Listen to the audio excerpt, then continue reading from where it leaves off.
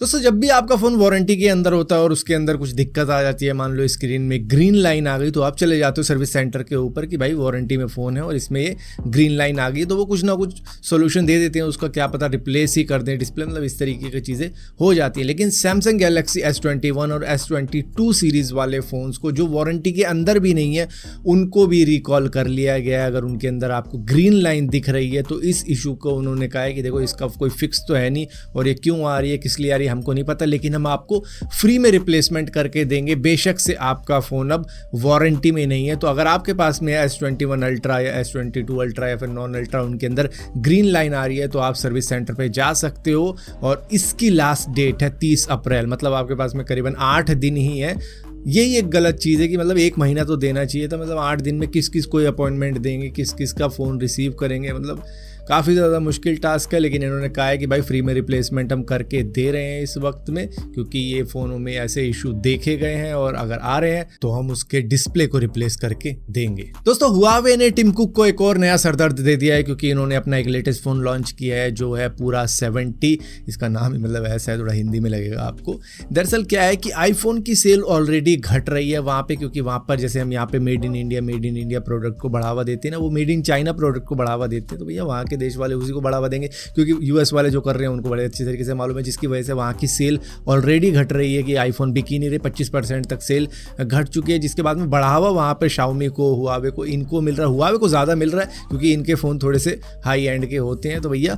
ये अब अपनी ही चिप को पसंद कर रहे हैं कि भाई हम अपनी डोमेस्टिक चिप का ही यूज़ करेंगे, क्योंकि वही है कि भाई कंट्री की सिक्योरिटी की बात आ जाती है, तो ये अपनी ही चिप का यूज़ करके अच्छे कैमरे डाल के फ़ोन बेच रहे हैं, जिसकी वजह से इनकी पॉपुलैरिटी ज़्यादा हो चुकी, क्योंकि इनका खुद का OS है, तो ये और भी अच्छा परफॉर्म कर रहे हैं चाइना के अंदर, जिसकी वजह से भैया आईफोन का तो वहाँ से धीरे धीरे पत्ता गुल होता ही दिख रहा है। जिस तरीके से टिम कुक ने भी रिसेंटली विजिट करके भी कहा है कि भैया आपके बिना तो हमारा कुछ नहीं, ये नहीं वो नहीं, काफ़ी चापलूसी करी है। दोस्तों HDFC अर्गो जो कि एक हेल्थ इंश्योरेंस पॉलिसी बेचने वाली कंपनी है, ये सवालों के घेरे में आ चुकी है जब एक एक्स जर्नलिस्ट प्रीति चौबे की हालत खराब हो गई। वो अचानक से बेहोश हो जाती है, उनको हॉस्पिटल में ले जाया जाता है, मेदांता नाम का हॉस्पिटल होता है, वहां पर ICU में इनको एडमिट किया जाता है देखने के लिए भी ये क्या इशू था, क्या दिक्कत थी, किस वजह से ये बेहोश हुई। और इतना कुछ होने के बाद में जब ये अपना इंश्योरेंस क्लेम डालती है इनके ऊपर कि भाई ये मेरा बिल आया, ये तुमको चुकाना है, तो भाई ये कंपनी कह देती है कि ये आपको टेंशन की वजह से हुआ है, इस वजह से हम रिजेक्ट कर देते हैं आपका एक क्लेम। अब वही बात हो गई कि भाई 10 साल से हम प्रीमियम भर रहे हैं और 11वें साल में जब तुम्हारी ज़रूरत आई, जब हॉस्पिटल में बंदा एडमिट हुआ, तब तुमने डिनाई कर दिया एक छोटा सा रीज़न देके कि टेंशन की वजह से हुआ। भाई टेंशन की वजह से भी हुआ है तो आई तो बात हेल्थ के ऊपर है ना, हेल्थ इंश्योरेंस किस लिए होता है, हेल्थ पे जब बात आएगी तो तुम संभालोगे, इसी वजह से तो प्रीमियम भर रहे होते हैं हर साल बंदे, इतना ज़्यादा महंगा, मतलब एक टाइम पे ऐसा हो जाता है कि 60-70 हज़ार रुपये का भी प्रीमियम भरना पड़ जाता है। लेकिन वहाँ पे इनको रिजेक्शन मिल जाता है, जिसके बाद में ये एक्स के ऊपर जाती हैं अपनी कंप्लेंट को लेके। और उसके बाद में जब पब्लिकली ये बात आ गई तो उसके बाद में HDFC अर्गो की टीम वहाँ पहुँचती है और कहती है कि नहीं हम देखते हैं, रेक्टिफाई करते हैं, क्या था आपका पॉलिसी नंबर, तो इस तरीके की चीज़ें कर देते हैं। तो भाई जब भी हेल्थ इंश्योरेंस लो, एक ऐसी कंपनी से लो जिनका क्लेम रेशो काफ़ी अच्छा हो सेटलमेंट का, ऐसा नहीं कि बस किसी से भी ले लिया। दोस्तों एक वीडियो काफी ज्यादा वायरल हुई है एयर इंडिया की, जो कि ईश्वर द्विवेदी ने कैप्चर करी थी। इसमें दिखाया ये जा रहा है कि एयर इंडिया का स्टाफ किस तरीके से मिसहैंडल कर रहा है लोगों के लगेज के साथ में। ये टूरिस्ट है, उनके प्लेन में आए हैं, उनको हॉस्पिटैलिटी वगैरह ये तो खैर अंदर मिल जाती है, लेकिन बाहर उनके लगेज के साथ में क्या हो रहा है वो साफ देखने को मिल रहा है कि किस तरीके से उठा के पटक रहे हैं उनके बैग्स को। जो कि मतलब कई बंदे ऐसे होते हैं ना, भाई घूमने जा रहे हैं, प्लेन में जा रहे हैं, भाई अमेरिकन टूरिस्ट का बैग लूँगा, किसी ने 5,000 का बैग ले लिया, किसी ने 10,000 का बैग ले लिया, और वो लोग जो अपने बैग का एक धागा इधर से उधर नहीं होते देखना चाहते, वो अगर इस सीन को देख लेंगे तो उनका क्या ही होगा कि भैया फ्लाइट से उतारो मुझे, वो उनने फेंका कैसे मेरा बैग, इस तरीके की चीज़ें कर रहा है मतलब एयर इंडिया का स्टाफ। और मैं कहूँगा एयर इंडिया नहीं, बाकी के भी करते होंगे। अगर ये सामने तो खैर इनका आ गया, लेकिन बाकी के भी अगर ऐसे ही देखने को मिल जाए तो शायद पता लग जाए कि भाई और भी ऐसे ही करते होंगे। तो मतलब आई थिंक इनके ऊपर कुछ कार्रवाई तो होनी ही चाहिए, जो ये स्टाफ इस तरीके की हरकत कर रहा है। मतलब लोगों के एक्सपेंसिव बैग होंगे ये, 5-10 हज़ार रुपये के सस्ते बैग नहीं होते, और उन बैगों के मतलब वो जो ट्रॉली का टायर होता है या कुछ होता है, मतलब कुछ ना कुछ टूट जाए फूट जाए,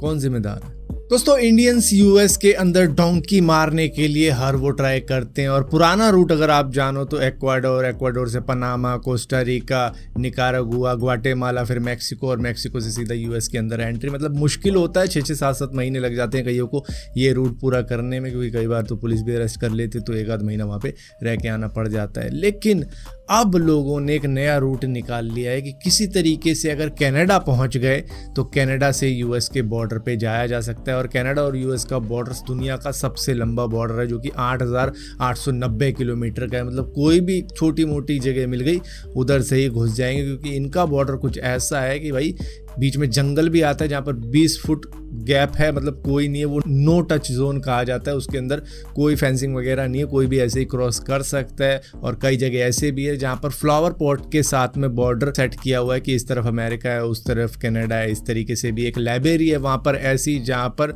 दोनों ही देशों के अलग अलग डोर हैं कि भाई इधर से अमेरिकन घुस जाएगा, उधर से कैनेडियन घुस जाएगा। तो मतलब इस तरीके का भी है, तो मतलब क्रॉस करने के लिए बहुत सारी जगह है। तो इस रूट को भी अब इंडियंस एक्सप्लोर कर रहे हैं कि यहाँ से घुसा जा सकता है, क्योंकि 2023 में बहुत से लोग पकड़े गए थे कनाडा से यूएस के अंदर एंटर करते हुए, जिसमें से 50% सिर्फ